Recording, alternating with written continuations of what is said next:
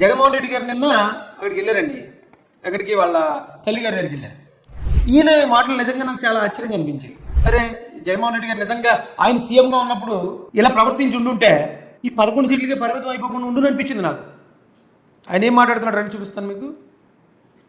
మళ్ళీ ఇక్కడ కూడా ఎలివేషన్స్, చనిపోయాడు అనుకుని బాధలో శోకంలో ఉంటున్న కుటుంబం దగ్గరికి వెళ్ళడానికి ఈయన పెద్ద కాన్వాయ్, మళ్ళీ స్లో మ్యూజిక్. అసలు ఎందుకో నాకు అర్థం కాదు.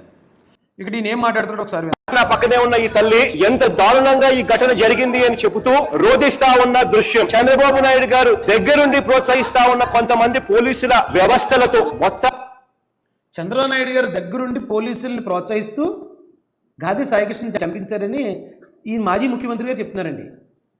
సార్, మరీ ఇంత దారుణంగా అబద్ధాలు చెప్తే జనాల్లో చీ అంటారు కదా సార్. కనీసం కాస్తన్న వాస్తవానికి దగ్గర ఉండాలి కదా. ఒక మాజీ ముఖ్యమంత్రి మాట్లాడుతున్నాడంటే ఆ కేసు ఏంటి? సరే, సీఐ గారు ఏదో రాంగ్ హ్యాండ్లింగ్ చేశారు, ఒకవేళ సీఐ గారు దురుసుగా ప్రవర్తించారు, ఆ సీఐ మీద కూడా కేసు అవ్వటం ఏంటి? దీనికి చంద్రబాబు నాయుడు గారు ప్రోత్సహిస్తున్నారు అంటే చంద్రబాబు నాయుడు గారు చంపించారని చెప్తున్నాడు.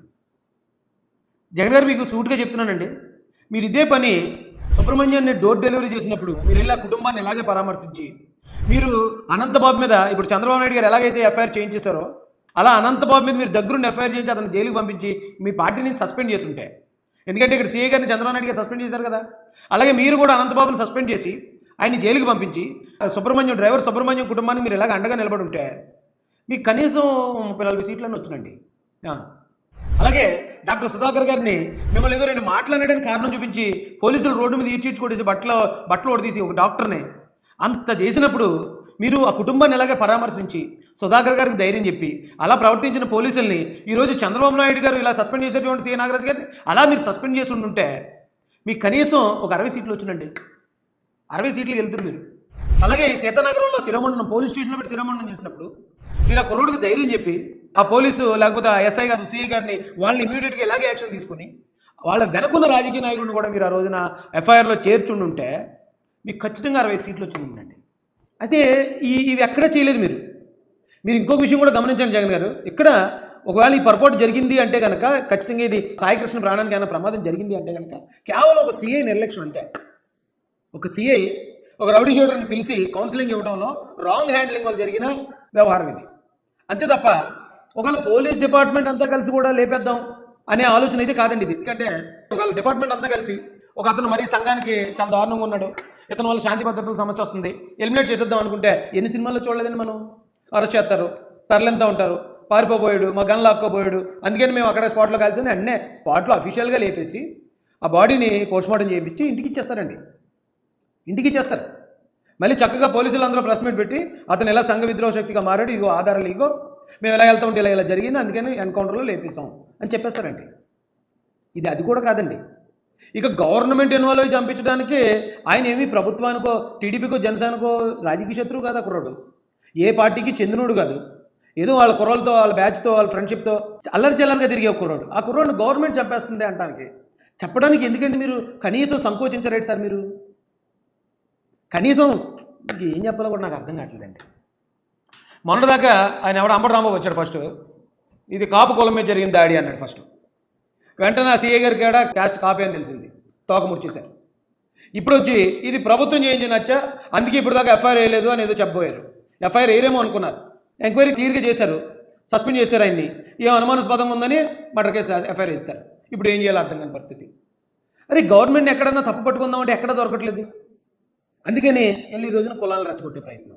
ఎందుకు సార్ ఇలాంటి రాజకీయాలు ఏమండి? ఈ రాష్ట్రంలో పోలీస్ స్టేషన్లకి ఏదైనా అన్యాయం జరిగితే పోవడానికి కూడా ఎవరైనా కూడా భయపడే పరిస్థితిలోకి ఈ రోజు ఈ రాష్ట్రంలో పరిపాలన సాగుతా ఉంటుంది. నేను అడుగుతా ఉన్నారు ఒకటే, ఇదే పోలీస్ స్టేషన్ పరిధిలోనే అందరూ ఆ కేసుకు సంబంధించిన ఏసీపీ గారు ఎవరు ఉన్నారంటే ఆవిడని కూడా పిలిచారట ఎంక్వైరీకి. సీఏ గారి మీద ఆల్రెడీ యాక్షన్ తీసుకున్నారు, ఆయన మీద ఎఫ్ఐఆర్ అయిపోయింది. ఆ ఏసీపీ గారు అప్పుడు టాస్క్ ఫోర్స్ ఏసీపీ గారు ఎవరుంటే ఆవిడని కూడా పిలిచి ఇప్పుడు ఈ డిఎస్పీ గారు ఎంక్వైరీ చేస్తున్నారు. దీనికి ఎంక్వైరీ ఆఫీసర్గా ఉన్న దైవకుమార్ గారు. అంత ప్రాపర్గా జరుగుతుందండి. తప్పు ఎవరు చేసినా, అక్కడ కార్యకర్త చేశాడా, నాయకుడు చేశాడా, ఎస్ఐ చేశారా, సిఐ చేశారా, ఏసీపీ చేశారా, ఎస్పీ చేశారా, ఎమ్మెల్యే చేశారా, మంత్రి ఎవరు చేసినా సరే యాక్షన్ తీసుకుంటుంది గవర్నమెంట్. మీరేమి నేర్పించక్కర్లే, మీరే నేర్చుకోండి జగన్ గారు. ఇలా ఎవరైనా తప్పు చేసినప్పుడు వాళ్ళని నెత్తి మీద ఎక్కించుకోకూడదు, వాళ్ళని వెనకేసుకు రాకూడదు. వెనకేసుకొస్తే ఇలా 11లో కూర్చుంటాం. ఇలాగా ఎవరి మీదన్నా సరే చట్టపరంగా చర్యలు తీసుకుంటే చంద్రబాబు నాయుడు గారు ఇలా 4 సార్లు ముఖ్యమంత్రి చేస్తాం అనేది మీరు నేర్చుకోండి. నేర్చుకోండి సార్ కాస్త. కూడబలుకొని డీజీపీ సైతం దీంట్లో ఇన్వాల్వ్ అయ్యి ఒకరినొకరు ఏ రకంగా వెనకేసుకొని వస్తా ఉన్నారు అని చెప్పడానికి డీజీపీ గారు కూడా దీనిలో ఇన్వాల్వ్ అయ్యారటండి. అసలు ఏంటండి ఈ పద్ధతి ఏంటి నాకు అర్థం కాదు. నేను చాలాసార్లు అనుకుంటాను, అక్కడక్కడ వివేకానంద రెడ్డి గారు చనిపోయిన దగ్గర నుంచి ఈ మాటలు విన్నాను నేను. అక్కడ ఇలాగే కన్ను అర్పకుండా గొక్క తిప్పకుండా అబద్ధాలు చెప్తారండి ఆయన. అవతల మీద వేసేయటమే, బ్లేమ్ వేసేయటమే. వివేకానంద రెడ్డి గారిని ఆ రోజున ఈయన చెప్పిన దాని ప్రకారం చంద్రబాబు నాయుడు గారు చంపేశారు అన్నారు. కోడికత్తి అటాక్ జరిగినప్పుడు చంద్రబాబు నాయుడు గారే చంపించేపోయారు అన్నారు. గులకరాయి నాటకం జరిగినప్పుడు చంద్రబాబు నాయుడు గారే అన్నారు. ఇప్పుడు కూడా వచ్చి చంద్రబాబు నాయుడు గారే అన్నారు. ఎక్కడో పోలీస్ స్టేషన్లో, కృష్ణలంక పోలీస్ స్టేషన్లో రౌడీ షీటర్లందరినీ పిలిచి కౌన్సిలింగ్ ఇవ్వాలని ఆ సీఏ గారు ప్రయత్నించడం ఏంటి?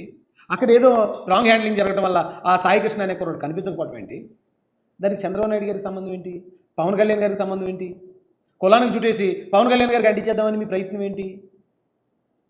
ఎందుకండి ఎంతేలా దిగజారిపోతున్నారు మీరు రాజకీయాల కోసం? అరే మీరు ఎంటర్ అవ్వడం వల్ల న్యాయం కూడా జరిగే పరిస్థితి లేకుండా ఇప్పుడు మీలాంటి వాళ్ళు రావడం వల్ల కూటమి నుంచి కూడా కొంతమంది కార్యకర్తలు వీళ్ళు మనల్ని తప్పుపడేస్తున్నారేమో, మనం ఇది చేయలేమో అని చెప్పి, లేదు సాయి కృష్ణ వెనకాతల క్రిమినల్ బ్యాక్గ్రౌండ్ ఉంది, ఆయన ఆ నేరాలు ఉన్నాయి, ఈ నేరాలు ఉన్నాయని వాళ్ళు కూడా పెట్టే పరిస్థితి ఏంటి? రాష్ట్రాన్ని ఎట్టి తీసిపోతున్నారు. తప్పు చేసినోడికి శిక్ష పడినవ్వండి. తప్పు చేసినోడికి శిక్ష ఇస్తే ఇప్పుడు ఎఫ్ఐఆర్ అయిందని ఆ కూటమి ఒప్పేసుకుంటే నేనే చంపేసి ఎఫ్ఐఆర్ అయితే కూటమి ఒప్పుకున్నట్ట. జగన్మోహన్ రెడ్డి గారి హయాంలో కొన్ని వేల ఎఫ్ఐఆర్లు అయి ఉంటాయి, అందుకని అన్ని వేల తప్పులు జరిగాయని జగన్ ఒప్పుకున్నట్ట. ఏం మాట్లాడుతున్నారయ్యా నాకు అర్థం కాదు. నిదర్శనం ఇది. మే మాసంలోనే ఒక ఘటన కాదు, సాయిది ఒక ఘటన అయితే రెండో ఘటన క్రాంతి కుమార్ అనే పిల్లాడిది, రెండో ఘటన సూసైడ్. ఆ క్రాంతి కుమార్ అనే కుర్రోడు కూడా నేను ఏదో తాగేస్తున్నాను అంటారు, చనిపోయాడు లేదు నాకు తెలియదు, నాగరాజు గారే నన్ను ఇలా ఇచ్చేశారు కాబట్టి ఇది అన్నాడు. ఎంక్వైరీ చేయాలి. నాగరాజు గారు నిజంగానే సిఐ గారు అలా అందరితో అంత దురుసుగా మూర్ఖంగా వెళ్ళిపోతున్నాడా? ఎంక్వైరీ చేయాలి. ఎంక్వైరీ చేసి వెళ్తే శిక్షించాలి. ఇప్పుడు అక్కడ కొన్ని వందల మంది రౌడీ షీటర్లు ఉండి ఉంటారు, ఒకళ్ళిద్దరే ఎందుకు చెప్తున్నారు ఆయన పేరు? అది ఆలోచించాలి. అసలు వీళ్ళు ఏం చేస్తే పోలీస్ స్టేషన్ పిలుపుతున్నారు? వీళ్ళని ఏం చేస్తే వీళ్ళని పోలీస్ స్టేషన్కి పిలిపించి కౌన్సిలింగ్ ఇస్తున్నారు? అసలు వీళ్ళు చేసిన పనులు ఏంటి? అవి కూడా బయటికి రావాలి. ఇదేమీ రాకుండా ఎక్కడ ఏది దొరకనివ్వండి, ఇదో గోతికాడు నక్కలు అనేవారు సార్ ఇంతకుముందు. అంతకన్నా దారుణం అయిపోయారండి. ఏ ఇష్యూ జరిగినా దాన్ని కులానికి ముడిపెట్టేయటం, తద్వారా కూటమికి ముడిపెట్టడం, ఇదే పని అయిపోయిందండి వీళ్ళకి. పలాని సిఐ పలాని పోలీస్ స్టేషన్ పరిధి రోజు నన్ను కొడతా ఉన్నాడు, నేను తట్టుకోలేకపోతా ఉన్నాను, నా చావుకు కారణం తానే అని చెబుతూ మరణ వాంగ్మూలం ఇస్తూ తాను ఆత్మహత్య చేసుకున్న పరిస్థితి మే 9వ తారీఖున సాయి ఘటన కూడా జరిగింది. ఈ తల్లి తన కొడుకుకు జరుగుతా ఉన్న అన్యాయమైన పరిస్థితిని చూడలేక తల్లిని పోలీస్ స్టేషన్ లోకి పిలిచి మీ కొడుకు ఫోటోకు దండేసుకో అని చెప్పి ఏకంగా సిఐ జగన్మోహన్ రెడ్డి గారు సాక్షాత్తు ఆయన చెప్పిన మాటల ప్రకారం ఇప్పుడు దాకా ఆ సిఐ నాగరాజు గారి మీదే చెప్తున్నాడు ఆయన. సో జగన్ గారు మీరు రిలాక్స్ అవ్వండి. సిఐ నాగరాజు గారి మీద చర్యలు తీసుకోవడానికి అన్ని ఏర్పాట్లు జరిగిపోయి ఆయన మీద ఎఫ్ఐఆర్ కూడా అయింది. ఆయన ఒకవేళ నిర్దోష లేకపోతే ఏం జరిగింది ఏంటంటే ఆయన కోర్టులో ప్రూవ్ చేసుకుంటాడు. కాబట్టి ఇంక మీరు రిలాక్స్ అవ్వండి. మీరు ఏదైతే వాదన తీసుకొచ్చారో ఆ వాదనలో మీరు సక్సెస్ అయ్యారు.